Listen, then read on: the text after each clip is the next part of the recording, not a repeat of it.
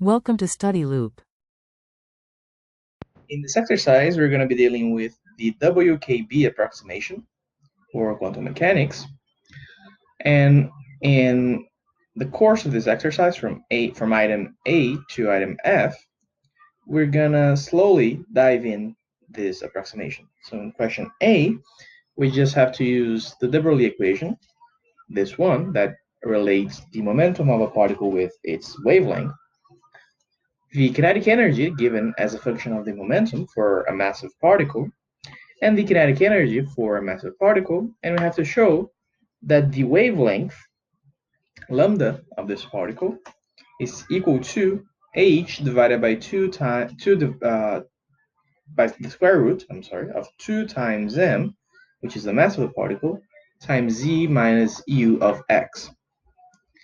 Okay, so I'm going to start with the de Broglie equation. So we have that p is equal to h divided by lambda. We can do much with this, but now we can take the kinetic energy, k, and write it as p, which is h divided by lambda squared divided by 2m.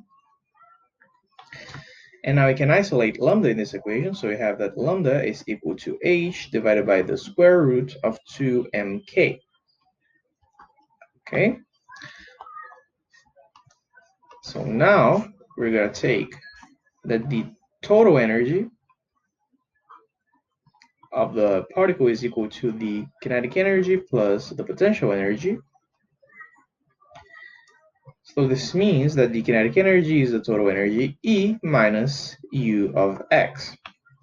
Now substituting it back into the lambda equation, we have that lambda is equal to h divided by the square root of 2m times E minus U of x. Okay, and this is exactly what we wanted to show in question A. In question B, we have to suppose that U of x increases with x, and I have to find what is the behavior of lambda in this case. Notice that if U of x increases, then E minus U of x decreases.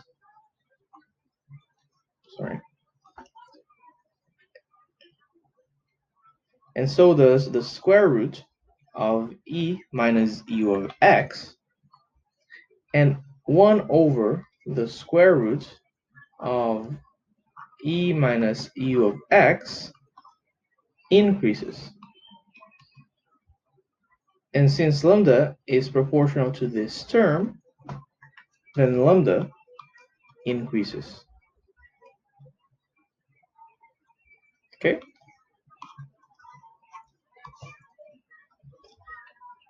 Then in question C, we have to suppose that the potential energy tends to the total energy E. This is a classical turning point. And we have to find out what's the behavior of lambda in this situation. So remember that lambda, it's h divided by the square root of 2m e minus u of x. So notice that as u of x tends to e, this term here tends to 0. So you get that the limit as u of x tends to e of lambda is equal to infinity, okay, because we have a term that goes as 1 over 0. Then in question D,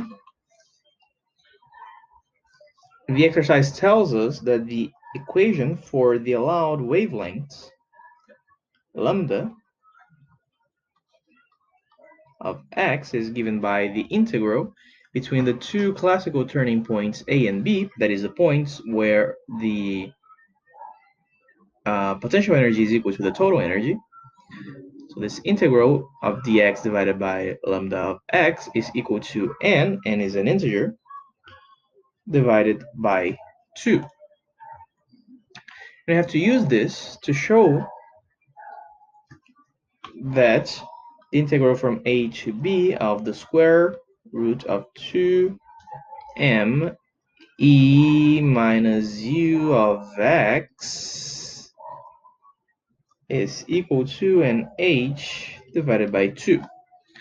Okay, so basically remember that lambda of x is equal to h divided by the square root of 2m e minus u of x.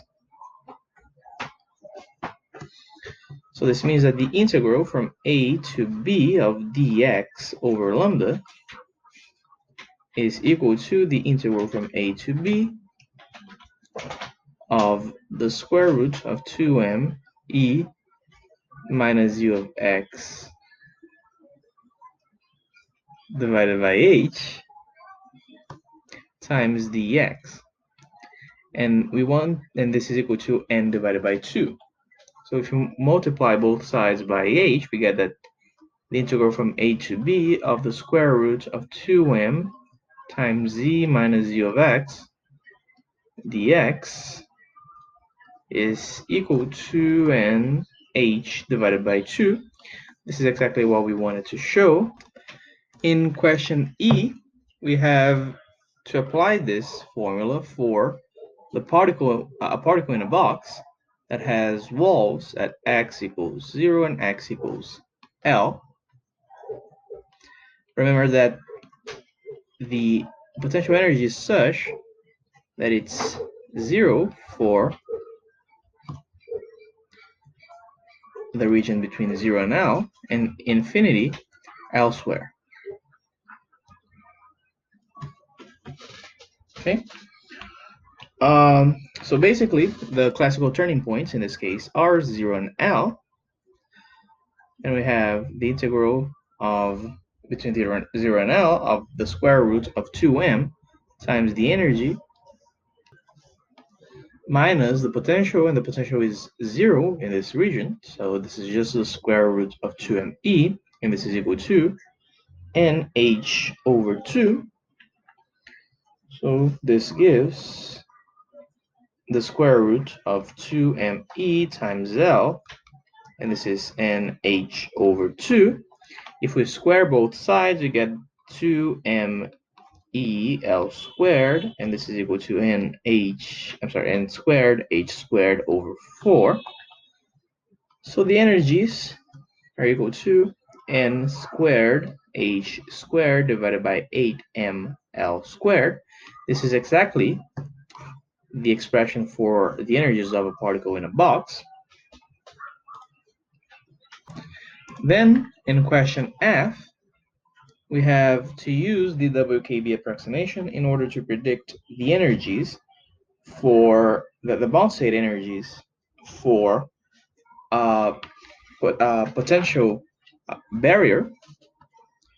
Okay, that is, the potential u of x is equal to 0 between between 0 and L,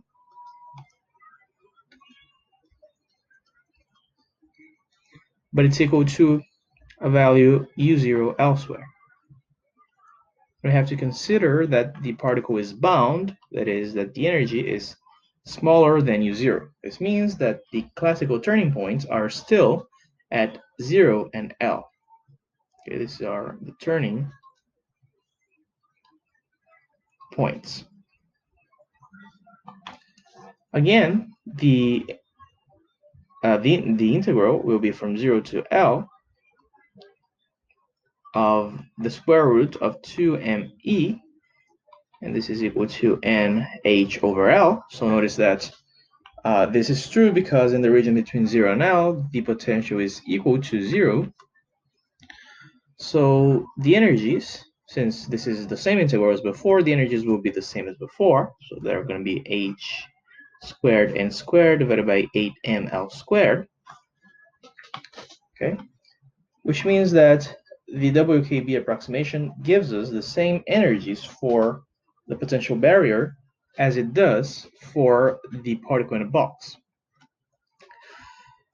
Which means that it's not so good at predicting the energies of the potential barrier as it is at predicting the energies of a particle in a box. Which concludes our exercise.